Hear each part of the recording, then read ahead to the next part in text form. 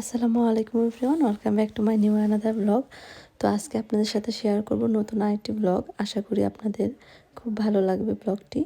এরকম ঘাসের মধ্যে ফুল ফুটে আছে, মনে হচ্ছে যে মাটিতে মুক্তো ছড়ানো। আসলেই তাই, মানে সামার আসলে এত সুন্দরভাবে ফুল ফুটে থাকে ঘাসের মধ্যে, আর চারদিকে এত ফুল আর ফুল, আসলে মন ভরে যায়। মনে হয় যেন প্রতিটি ফুলের পাপড়িতে লুকিয়ে আছে প্রাকৃতির রহস্যময় গল্প। এই ফুলগুলোকেও অনেক স্ট্রাগল করে বেঁচে থাকতে হয়, কারণ কিছুদিন পর পর আবার এই ঘাসগুলো কিন্তু কেটে দেয়। খুব দ্রুত এগুলো বেড়ে যায়, আর কিছুদিন পর পর এটা কুমড়ো থেকে এসে কেটে দেয়।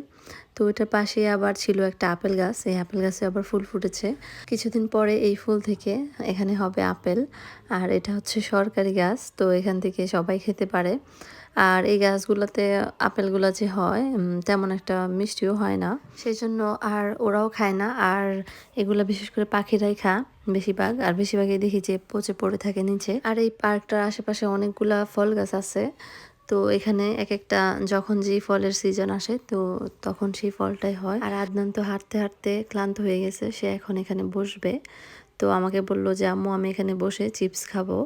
তো আমি ব্যাগে করে চিপস নিয়ে আসছিলাম, সেজন্য ওকে চিপসটা বের করে দিলাম, বললাম যে তুমি খাও, আর আমি এখানে একটু আশেপাশে একটু হাঁটবো আর কি।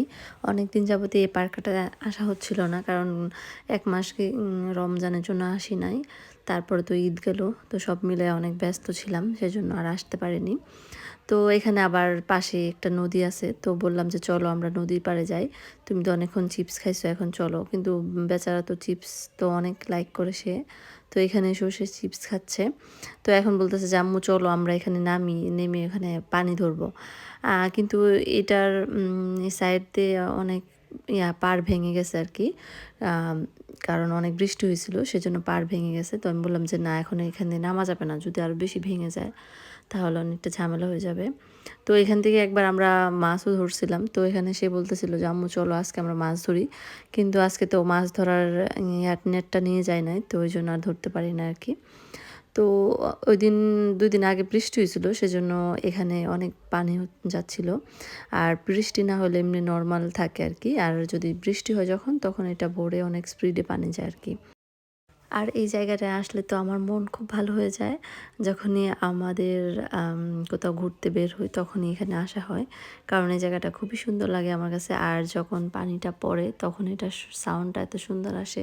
তারপর আমরা কিছুক্ষণ বসে চলে যাব বাসায়।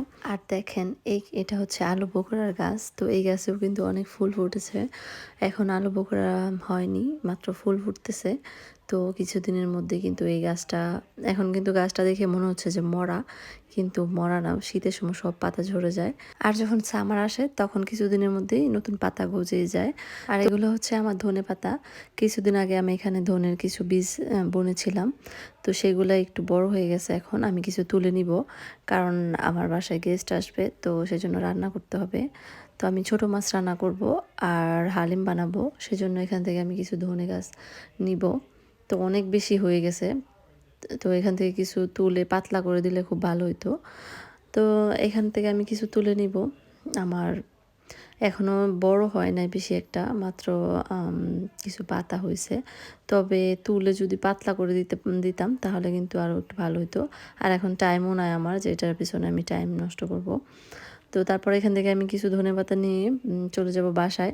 আর এদিকে আমি আদনানকে ডাকতেছিলাম যে আদনান আসো, আমাকে কিছু পাতা তুলে দাও। তো সে তো আর আসতেছে না, সে চলে গেছে বাসায়, দরজায় নক করতেছে, কিন্তু বাসায় তো আর কেউ নাই। তো তারপর বললাম যে দাঁড়াও আমি আসতেছি।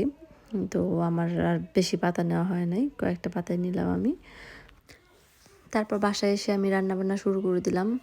তো এখানে আমি করব হচ্ছে কেসকি মাছ, তো সেজন্য আমি এখানে পেঁয়াজ কষাচ্ছি। আর এটা হচ্ছে গরুর মাংস প্রায় হয়ে আসছে, তো এটাকে আমি একটু নেড়ে দিব। আর এখানে আমি কেসকি মাছগুলা ধুয়ে পানি ঝরতে দিচ্ছি। যাক মাশাল্লাহ, আমার এই ধনেপাতাগুলা দিয়ে আমার আজকে রান্নাটা যাক অনেক মজা হবে, কারণ ধনেপাতা দিলে আসলে তরকারি অনেক মজা হয়। তো যখন ধনেপাতার সিজন থাকে তখন তো দোকানেও আসে, পাওয়া যায়, আর যখন সিজন থাকে না তখন পাওয়া যায় না। তো এই জন্য আমি কিছুদিন আগেই যখন একটু একটু গরম পড়তেছিল তখনই আর কি লাগাই দিয়েছিলাম। আর ধনেপাতা আসলে বেশি দিন লাগে না, 1 মাসেই খুব ভালো খাওয়ার উপযোগী হয়ে যায়। তো এটা হচ্ছে আমার আর আজকে আমি করেছিলাম ইলিশ মাছের ডিম চচ্চড়ি আর ডাল আর হচ্ছে চিংড়ি মাছ আর কাসকি মাছ আর গরুর মাংস। আর আমি এখানে হালিমের জন্য একটু বাগার রেডি করতেছি। তো আমি এখানে দিয়ে দিলাম আস্ত জিরা, আর আমি এখানে দিব রসুন। তারপর এটা খুব ভালো করে আমি একটু পোড়া পোড়া করে নিব। তো তারপর আমি এখানে কিছু শুকনো মরিচও দিব, আর শুকনো মরিচ আমার ভাজা ছিল সেজন্য আমি লাস্টে দিব একবারে। তো এই বাগারটা দিলে আসলে হালিমের মধ্যে খুব সুন্দর একটা গ্রানও আসে, আর খেতেও খুব মজা লাগে, খুব একটা শাহি ফ্লেভার আসে। তো ওই জন্য আমার হালিমটা তৈরি হয়ে গেছে, আর আমি এখানে বাগারটা দিয়ে দিলাম। তো তারপর আমি এই বাগারটা খুব ভালোভাবে এই হালিমটার সাথে মিশাবো। তারপর আমি ঢাকনা দিয়ে ঢেকে 5-6 মিনিট অল্প, একদম অল্প আছে এটাকে রান্না করব। তারপর আমি এখানে দিয়ে দিব বেরেস্তা আর সেই ধনেপাতা, আর আমি এখানে পরিবেশনের জন্য দিচ্ছি লেবু। আর যখন খাবো তখন আমি লেবুটা চিপে তারপর দিয়ে দিব আর কি। তো সবটার সাথে আমি আর লেবুটা চিপে দিব না। তো তারপর এখন আদনান পাগল হয়েছে যে ও নাকি গোসল করবে। তো এই বিকালবেলা কি কেউ গোসল করে নাকি? তো যেহেতু বিকাল হয়ে গেছে তো সেজন্য আমি বাথরুমটা একটু গরম করে নিলাম হিটারটা অন করে। তো আদনান তো আজকে নিজে নিজেই মাথায় পানি ডালতেছে, অন্যদিন আমি পানি দিলেও সে কান্না করে। তো আদনানের চোখে আসলে যখন মাথায় শ্যাম্পু করি তখন শ্যাম্পুর ফেনাটা গেলে ও অনেক কান্না করে আর কি, চুল ধুইতে দেয় না, সেজন্য আমি এটা কিনে আনছি ওর জন্য। তো এখন এটা দিয়ে সে নিজে নিজেই গোসল করতে পারে। তো যাদের এরকম ছোট বাচ্চা আছে চোখে ফেনা গেলে কান্না করে, তাদের জন্য কিন্তু এটা ব্যবহার করতে পারেন, এটা খুবই হেল্পফুল আর কি, চোখে যায় না। তো এখন তো আদনান একা একাই গোসল করতে পারে, এখন আর এইটার জন্য আর কি চোখে ফেনা যায় না। তো আমি একটু শ্যাম্পু করে দিলাম, তারপর এখন সে গোসল শেষ প্রায়। এখন গোসল করানোর শেষ পর্যায়ে কিন্তু বাচ্চাদেরকে যত তাড়াতাড়ি শরীরটা গরম করা যায়, তাহলে কিন্তু যখনই আপনি গোসল করান, যদি রাত্রেও করান কিংবা বিকালে কিংবা ভোরে যখনই গোসল করান না কেন, খুব দ্রুত গোসল করানোর পরে বাচ্চাদের শরীরটা গরম যাতে হয়ে যায় সেটা করতে হবে, তাহলে আর ঠান্ডা লাগবে না আর কি। তো গোসল করানোর পর তো আদনান খুবই মানে ফুরফুরা মেজাজ হয়ে গেছে ওর। এখন ও যেন কী বলতেছিল আমাকে। তো আমি আদনানের চুলটা শুকানোর চেষ্টা করতেছিলাম, কিন্তু ও তো গামছা নিয়ে দুষ্টামি করতেছিল। তো এরকমভাবে গোসল করানোর পরে খুব দ্রুত চুলটা শুকিয়ে ফেলতে হবে।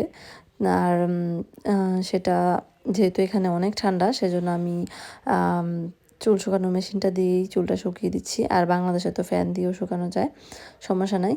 তো এভাবে আমি চুলটা শুকিয়ে দিয়ে আদনানকে জামা কাপড় পরিয়ে একদম মোজা পরিয়ে দিব, কারণ পাটা যত তাড়াতাড়ি গরম হয়ে যাবে তত তাড়াতাড়ি কিন্তু বাচ্চাদের শরীরটাও গরম হয়ে যাবে।